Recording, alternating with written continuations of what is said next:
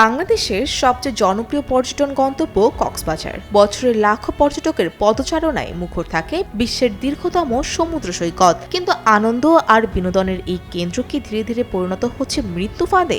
একের পর এক দুর্ঘটনা, নিরাপত্তাহীনতা আর অব্যবস্থাপনার অভিযোগ নতুন করে প্রশ্ন তুলছে পর্যটকদের নিরাপত্তা নিশ্চিত করতে কতটা প্রস্তুত কক্সবাজার।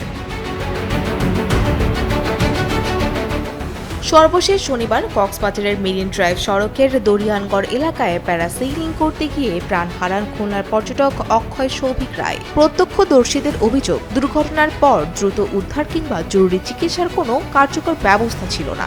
আহত পর্যটককে হাসপাতালে নিতে লেগেছে প্রায় ১.৫ ঘন্টারও বেশি সময়। মজার বিষয় হলো, দুর্ঘটনার পর জেলা প্রশাসন জানিয়েছে কক্সবাজারে প্যারাসেইলিং পরিচালনার কোনো সরকারি অনুমোদন নেই। বসুন্ধরা ডায়াপেন্ট এখন আরো উন্নত। এই হট এয়ার থ্রো টপশিট দ্রুত শোষণ করে সোনামণিকে দেয় কোমল অনুভূতি। অথচ দীর্ঘদিন ধরে একাধিক প্রতিষ্ঠান অনুমতি ছাড়াই এই ঝুঁকিপূর্ণ ব্যবসা চালিয়ে আসছে। শুধু এবারই নয়, গত কয়েক বছরে প্যারাসেইলিং করতে গিয়ে একাধিক পর্যটক সমুদ্রে পড়ে আহত হয়েছেন। কেউ বাতাসে ভেসে গিয়ে ঝাউ বাগানে আটকে পড়েছেন, আবার কেউ অল্পের জন্য প্রাণ নিয়ে বেঁচে ফিরেছেন।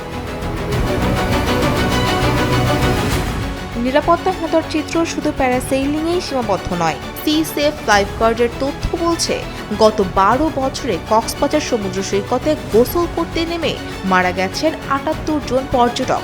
একই সময়ে জীবিত উদ্ধার করা হয়েছে ১,০২৪ জনকে। অথচ লাখো পর্যটকের নিরাপত্তায় দায়িত্ব পালন করছে মাত্র ২৭ জন লাইফগার্ড। উদ্ধার সরঞ্জামের সংকট তো আছেই, সৈকতের একমাত্র অ্যাম্বুলেন্সটিও প্রায় ২ বছর ধরে অচল। এদিকে নিম্নমানের টিউব, অনিয়ন্ত্রিত জেট স্কি, অনুমোদনহীন ঘোড়ার চলাচল এবং রেন্টে বাইক সেবাও বাড়িয়ে দিচ্ছে দুর্ঘটনার ঝুঁকি। গত ১ বছরে মেরিন ড্রাইভ সড়কে রেন্টে বাইক দুর্ঘটনায় প্রাণ হারিয়েছেন অন্তত ৫ জন পর্যটক। জেট স্কির ধাক্কা কিংবা টিউব থেকে পড়ে হতাহতের ঘটনাও ঘটছে নিয়মিত। স্থানীয়দের অভিযোগ, সন্ধ্যার পর সৈকতে ছিনতাইকারী, ভাসমান অপরাধী ও বিভিন্ন অসাধু চক্রের তৎপরতা বেড়ে যায়। এতে পরিবার নিয়ে ঘুরতে আসা পর্যটকরা পড়েছেন নানা ভোগান্তিতে। যদিও ট্যুরিস্ট পুলিশ বলছে, চলতি বছর ইতোমধ্যে বহু অপরাধীকে গ্রেপ্তার করা হয়েছে এবং নিরাপত্তা নিশ্চিতে নিয়মিত অভিযান পরিচালনা করা হচ্ছে।